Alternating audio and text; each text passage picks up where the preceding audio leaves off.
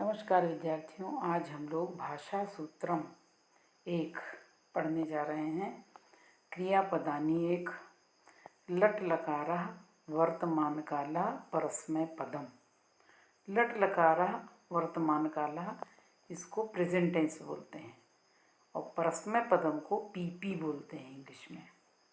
तो लट लकारः वर्तमानकालः ये प्रेजेंट टेंस है और परस्मैपदम को पीपी बोलते हैं इंग्लिश में। एकवचनम, द्विवचनम, बहुवचनम।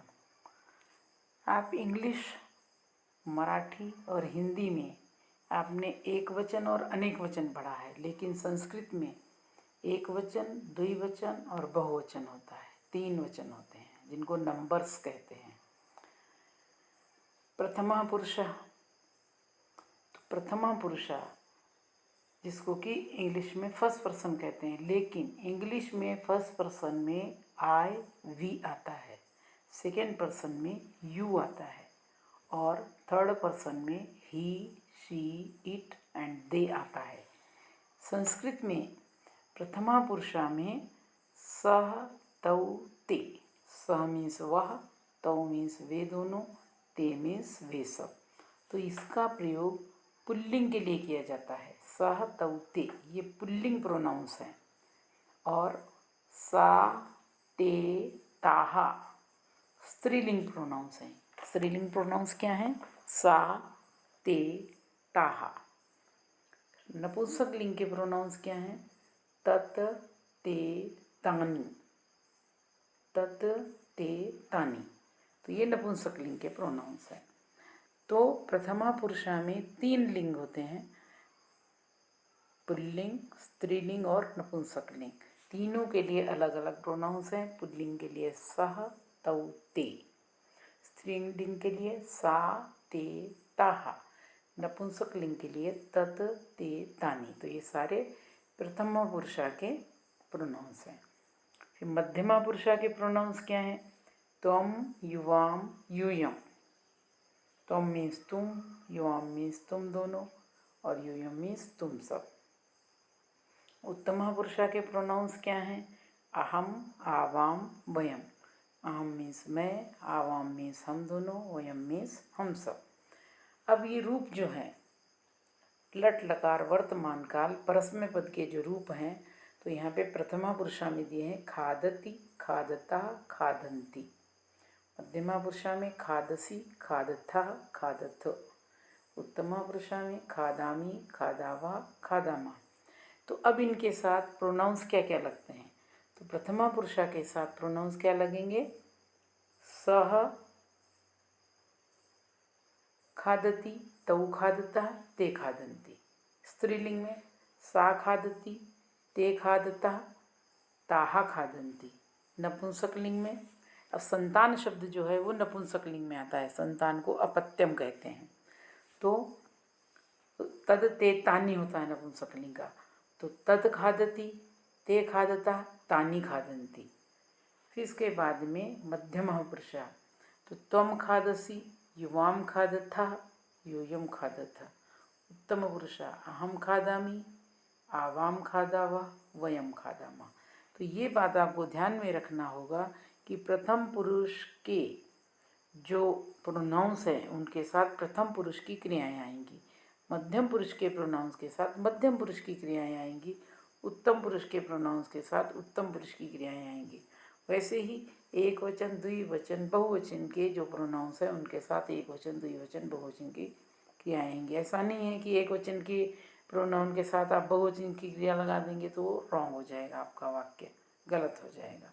तो आपको ये बात ध्यान में रखना होगा कि सह खादती आएगा, सा खादती आएगा, तत् खादती आएगा, फिर तौ खादता आएगा, ते खादता आएगा, ते खादता आएगा, फिर ते खादंती, ताहा खादंती, तानी खादंती, ऐसा आएगा। त्वम खादसी, युवाम खादथा, यूयम खादथ। अहम खादामी, आवाम खादावा, वयम खादामा। तो इस टाइप से आपको अलग अलग वर्ब के साथ में बहुत सारे सेंटेंस बनाना चाहिए और इन्होंने इन्हीं के सेंटेंस बना के बताए हैं। ग्रीन कलर में तीनों वचन है, पहले तीनों वचन में और तीनों लिंग भी दिए हैं। सः बालकः खादति, तौ बालकौ खादतः, ते बालकाः खादन्ति, पुल्लिंग हो गया। सा कन्या खादति, ते कन्ये खादतः, ताः कन्याः खादन्ति, ये स्त्रीलिंग हो गया। तदपत्यम खादति, ते अपत्ये खादतः, तानि अपत्यानि खादन्ति, ये नपुंसकलिंग हो गया। अभी हमने बताया ना कि संतान शब्द का संस्कृत है अपत्यम और संतान शब्द नपुंसकलिंग में आता है। त्वं खादसि, युवां खादथा, यूयं खादथ, अहं खादामि, आवां खादावः, वयं खादामः। तो एतेषु वाक्येषु खादति इति स्थाने पठति, धावति, हसति, खेलति, गच्छति, आगच्छति, उपविशति, उत्तिष्ठति एतेषाम् उपयोगं कृत्वा पुनः वदत स्मरत च, कि आपने खादति की जगह पर पठति लगाना है, धावति लगाना है, मतलब सभी जगह पर हसती लगाना है। ऐसे अलग अलग क्रियाओं के साथ में आपने अलग अलग वाक्य बनाना है। जैसा ये टेबल बना हुआ है ऐसे ही अलग अलग क्रियाओं के साथ में आपने ऐसे ही पूरी टेबल बना करके प्रैक्टिस करना है। जैसे कि सह धावति, तौ धावता, ते धावन्ति, सा धावति, ते धावता, ताः धावन्ति, है ना। तदपत्यम धावति, ते अपत्ये धावता, तानि अपत्यानि धावन्ति, त्वं धावसि, युवां धावथा, यूयं धावथ, अहम धावामि, आवाम धावावा, वयम धावामा। इस टाइप से आपको सेंटेंस बनाना है, प्रैक्टिस करना है अलग अलग वाक्यों के साथ में। फिर इसके बाद में आता है क्रियापद से मूलम। क्रियापद का मूल क्या कहलाता है? धातु। धातु नाम 10 विभागाः।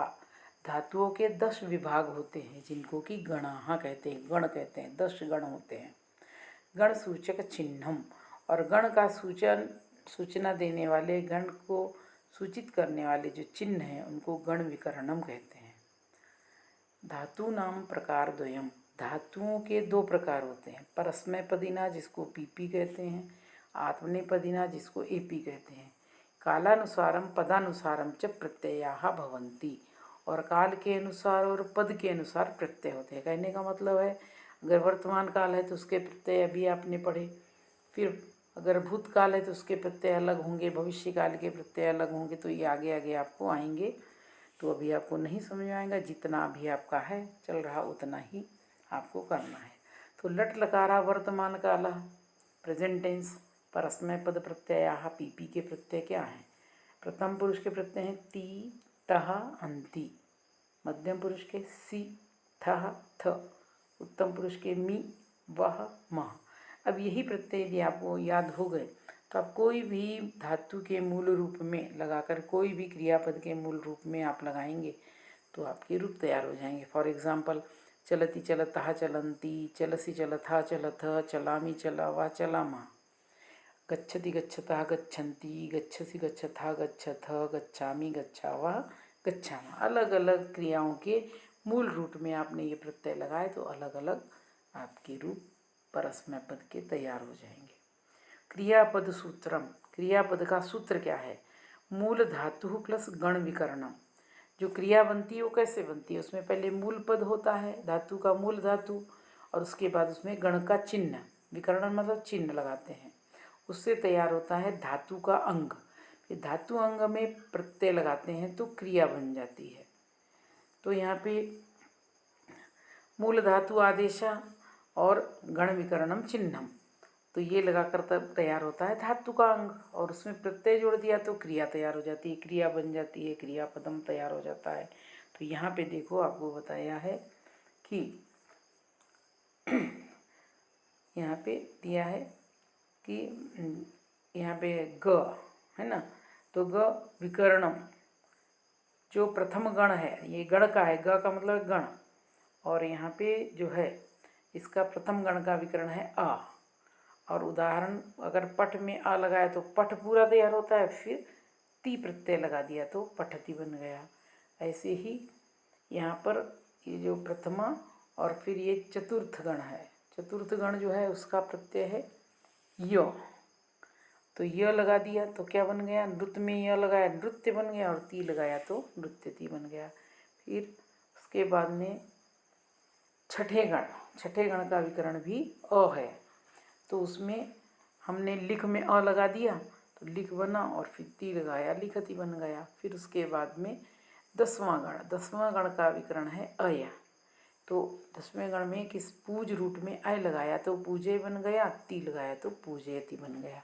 तो इस प्रकार से गण का विकरण लगाते हैं, मूल धातु लेते हैं और ये प्रत्यय लेते हैं प्रेजेंट टेंस के, वर्तमान काल के। तो ये रूप इस टाइप से तैयार होते हैं। तो कोई भी धातु जो है वो इनकम्प्लीट होती है जब उसमें हम गण का विकरण लगाते हैं तो धातु पूरी होती है। जैसे कि पठती है, पठती का मूल धातु है पठ, इसमें हलंत लगा है, इसका मतलब ठ आधा है।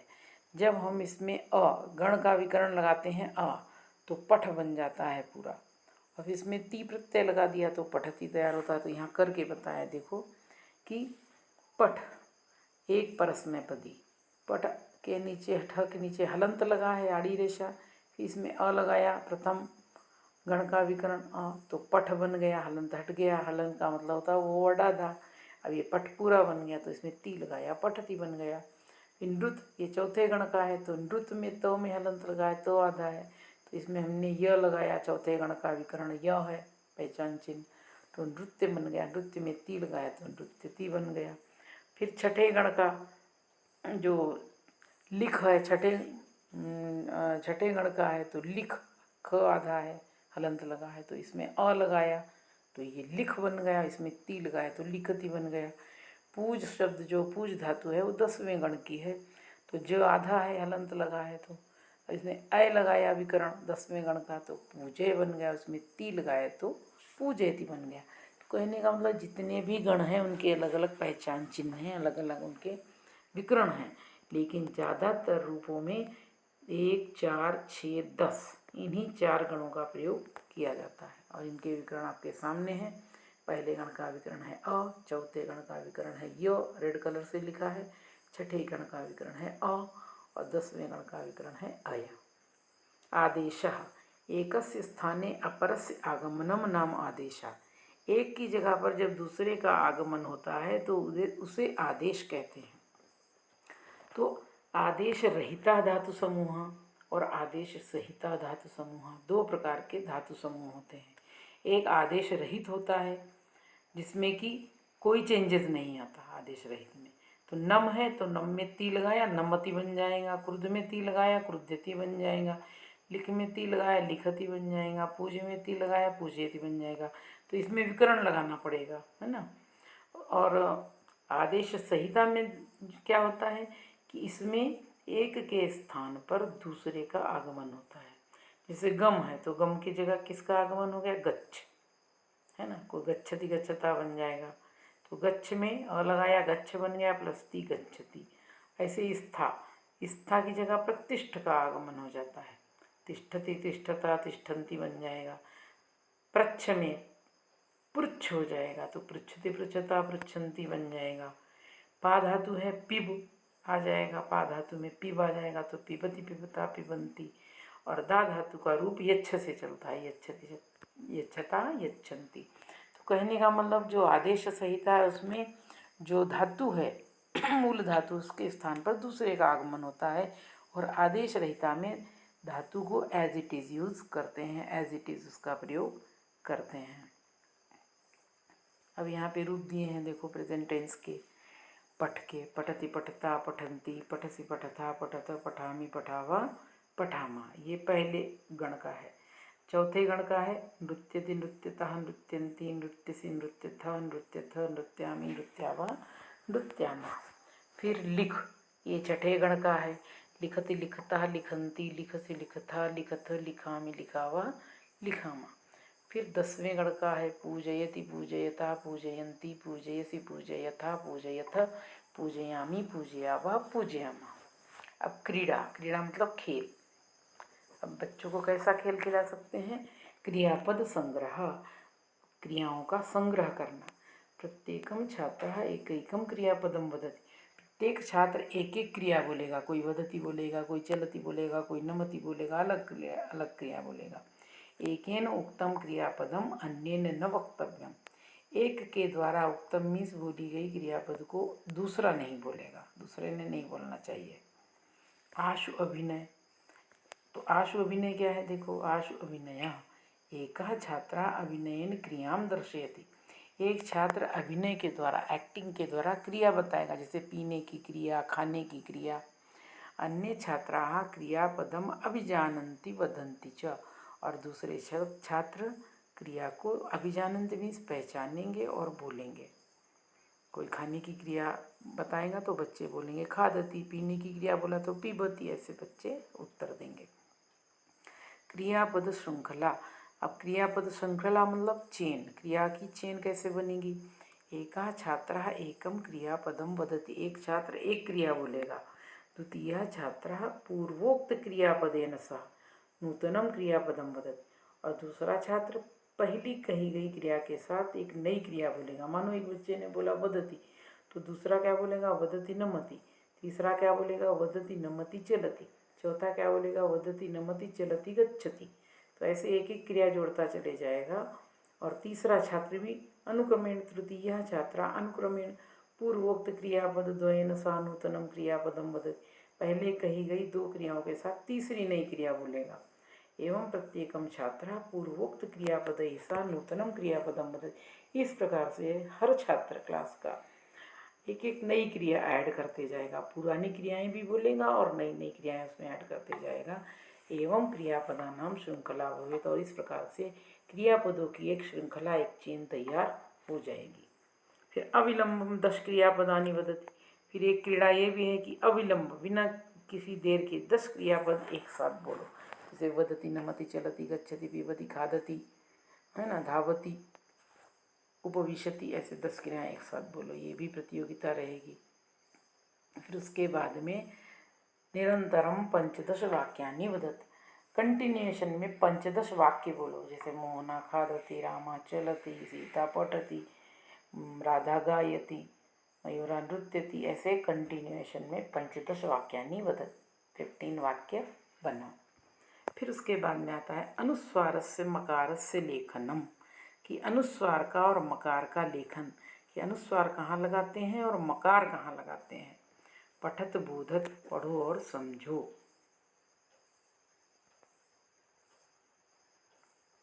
तो इसमें पढ़ो और समझो में क्या करना है, केवलम शब्द लेखन समय शब्दांत अनुस्वार से स्थाने म इति एव अनुनासिकम लेखनीयम। केवलम शब्द लेखन समय, जब हम केवल शब्द लिखते हैं एक शब्द, तो शब्दांत अनुस्वार से स्थाने, शब्द के अंत में अनुस्वार की जगह पर म लिखना चाहिए। म अनुनासिक है, इसको लिखना चाहिए। जैसे यथा, यथा मीन्स जैसे, सौजन्यम, चित्रम, तो यहाँ पे म की जगह अनुस्वार नहीं लगेगा, म लिखा जाएगा। चित्रम में अनुस्वार नहीं लगेगा, चित्रम लिखा जाएगा। तो कहने का मतलब जब हम एक शब्द लिखते हैं तो उसमें कभी भी अनुस्वार नहीं लगाना है, म लिखना है आपको, हलंत वाला। सौजन्यम चित्रम। अनुस्वार से पुरतः व्यंजनांत शब्द भवेत तदा अनुस्वारा लेखनीय। अनुस्वार के पुरतः मीन्स आगे यदि व्यंजन शब्द होता है तो अनुस्वार ही लिखना चाहिए, कि अनुस्वार के बाद यदि व्यंजन आता है तो अनुस्वार एज इट इज रखना चाहिए। यथा वाक्यम रसात्मकम काव्यम, तो वाक्यम के बाद र जो है व्यंजन है, तो वाक्यम में अनुस्वार ही है। रसात्मकम के बाद काव्यम दिया है तो क जो है व्यंजन है, तो रसात्मकम में क के ऊपर अनुस्वार है। फिर अनुस्वार से पुरतः स्वरा भवेत तदा मो इति लेखनीयम। अनुस्वार के बाद में यदि कोई स्वर आता है तो म लिखना चाहिए। यथा वाक्यम अतीव रसपूर्णम, कि वाक्यम के बाद में अ आया है तो अस्वर है, तो वाक्यम में म लिखा हुआ है हलंत वाला, वाक्यम अतीव रसपूर्णम। वाक्यांते अनुस्वारा भवेत तदा म इति एव लेखनीयम। वाक्य के अंत में यदि अनुस्वार हो तो म लिखना चाहिए। यथा हस्तस्य भूषणम दानम, तो म की जगह यहाँ अनुस्वार नहीं लिखा जाएगा, यहाँ पे म लिखना चाहिए। संस्कृत लेखन नियमानुसारम पुनः लिखत। अब यहाँ पे एक एग्जाम्पल करके दिया है इन्होंने, संस्कृत लेखन नियमानुसारम पुनः लिखत। सत्यम कंठस्य भूषणम, तो यहाँ पे देखिए सत्यम कंठस्य, क जो है वो व्यंजन है, तो सत्यम में यहाँ म नहीं होना चाहिए, अनुस्वार होना चाहिए, है ना। तो देखिए अयोग्यम है ये, अब यहाँ पे रेड कलर से करके बताया, सत्यम कंठस्य भूषणम, ये योग्यम, ये करेक्ट है, क्योंकि जब अनुस्वार के बाद व्यंजन आए तो अनुस्वार लिखा जाता है। ऐसे ही परोपकारार्थम इदम शरीरम, तो परोपकारार्थम यहाँ पे ई जो है वो स्वर है, तो परोपकारार्थम का जो अनुस्वार है उसे मो लिखना पड़ेगा, और इदम के बाद श जो है वो व्यंजन है, तो यहाँ पर इदम में अनुस्वार लिखना पड़ेगा। तो परोपकारार्थम में म लिखना है, इदम में अनुस्वार लगाना है, बन जाएगा परोपकारार्थम इदम शरीरम। फिर पिंडे पिंडे मति भिन्ना, पिंडे पिंडे अनुस्वार के बाद ड आया है, तो ड जिसको बिलोंग कर रहा है, जिस वर्ग को, ड ट वर्ग को बिलोंग करता है, ट ठ ड ढ न, तो न जो है यहाँ पर बीच में अनुस्वार की जगह पर न आ जाएगा, पिंडे।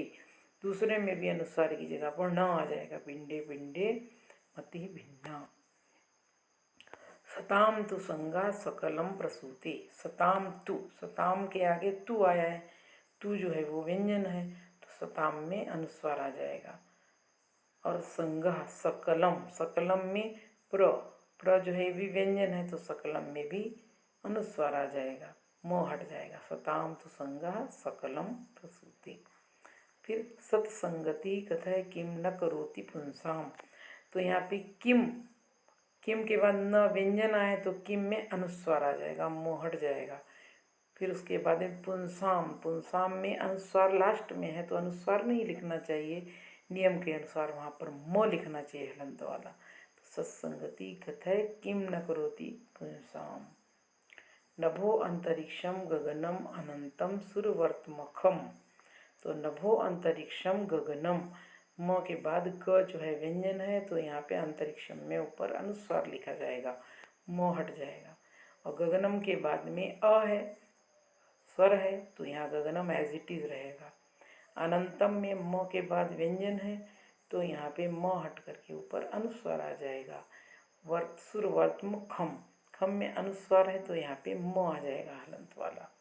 तो नभो अंतरिक्षम गगनम अनंतम सुरवर्तम च खम। तो इस टाइप से आपका ये जो भाषा सूत्रम 1 है वो पूरा हो गया।